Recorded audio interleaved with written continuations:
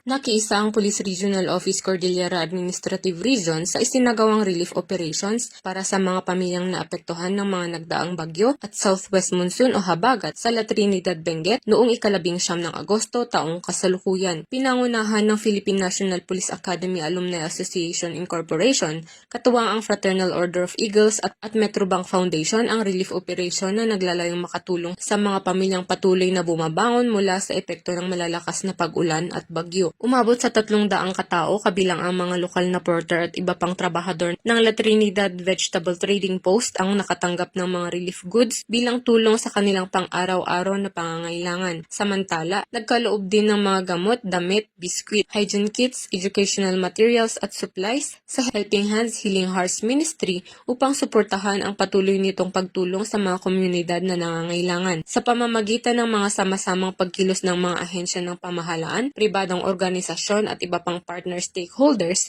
patuloy na isinasabuhay ng ProCar ang diwa ng bayanihan at malasakit sa mga mamamayang higit na nangangailangan ng tulong. Patuloy ang ProCar sa pagbibigay ng serbisyo at suporta sa mga komunidad na patuloy na bumabangon mula sa pinsalang dulot ng mga bagyo at habagat ng pagpapakita ng serbisyong mabilis, tapat at nararamdaman.